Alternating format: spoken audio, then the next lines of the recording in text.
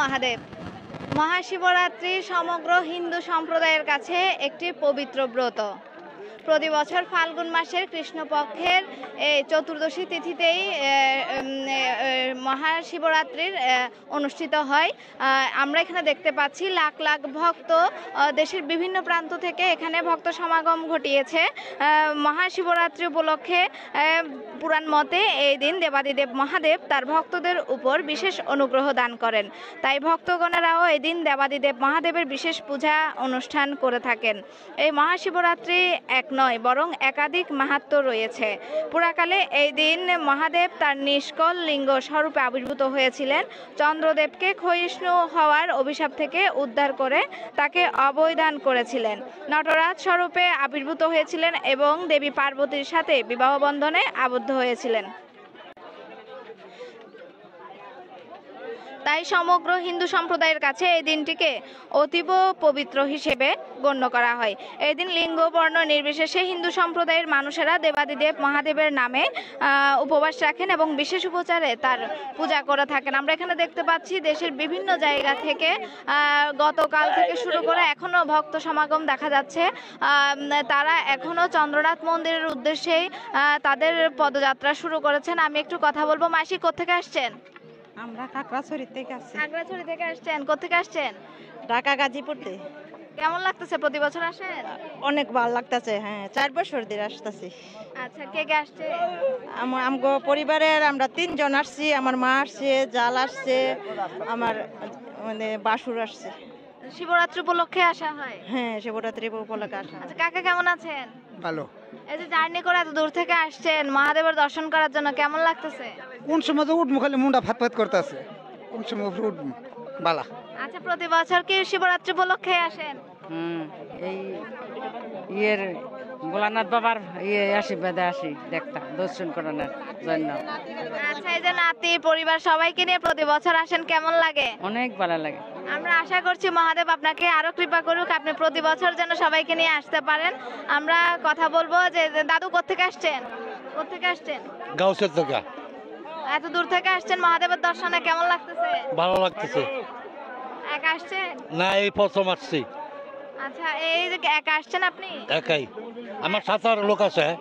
আচ্ছা, আপনারা ওই জায়গা থেকে অনেকে আসছেন? হ্যাঁ আচ্ছা, প্রতি বছর যে ওই জায়গা থেকে আসে এরকম? হ্যাঁ হ্যাঁ আসে আসে।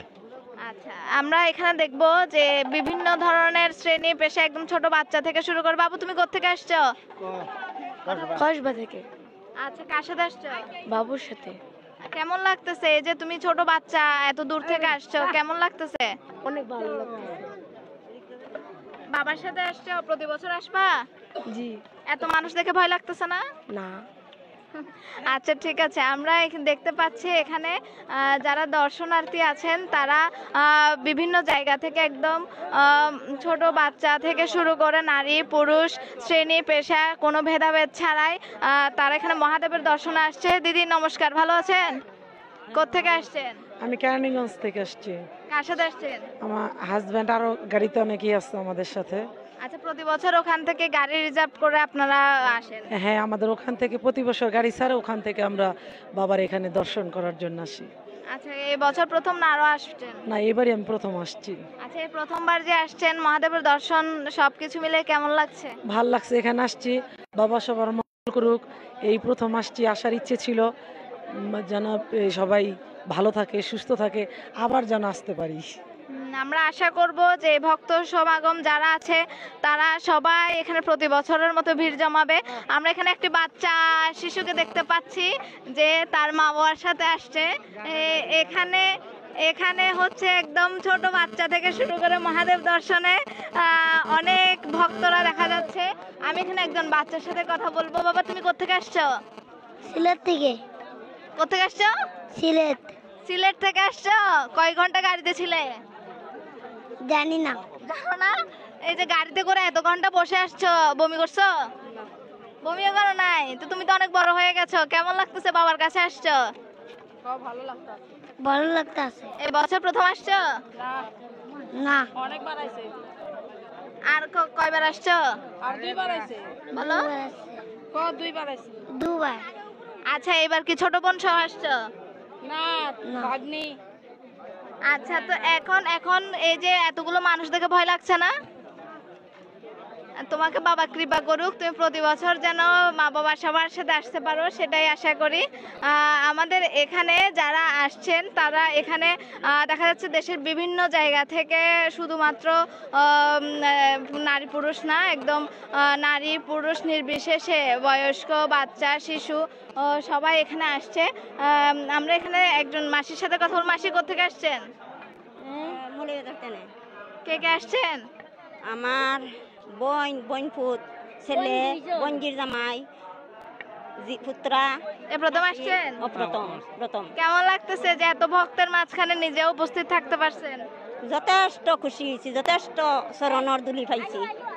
মহাদেব আপনাদের কৃপা করুক, সবাই মিলে মহাদেব দর্শন করে। এইবারের মতো প্রথম আসলাম এই তীর্থস্থানে, খুব ভালো লাগলো এই তীর্থস্থান দেখে, এবং আমরা উঠতেছি সবাই একসাথে, অনেক উঁচুতে আছে। কোথেকে আসছেন দাদা? মৌলভীবাজার থেকে আসছি। এই যে এখন তো ইয়াং জেনারেশন ধর্ম কর্ম নিয়ে কেমন মনে হয়? মানে বয়স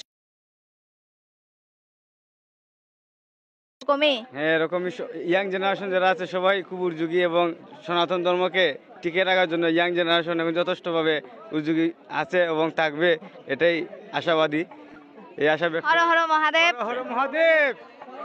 ভালো লাগলো যে আমাদের সনাতনী সব একদম নারী পুরুষ বয়স্ক শিশু থেকে শুরু করে যুবকরাও এখন ধর্ম ও তীর্থযাত্রা নিয়ে খুব সচেতন।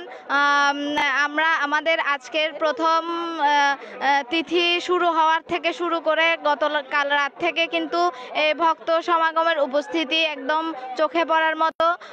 আমরা আশা করছি আজকে সারাদিন এই ভক্তরা দর্শন করবেন এবং মহাদেবের কৃপায় তারা প্রতি বছরের মতো এবারও মহাদেব দর্শন করে মহাদেবকে স্নান করিয়ে তাদের পুণ্য লাভ করবেন। দর্শক, এতক্ষণ আপনাদের সাথে ছিলাম সাগরদের তথ্যচিত্রে। আমি তৃষ্ণা দে, সনাতন টিভি, চট্টগ্রাম।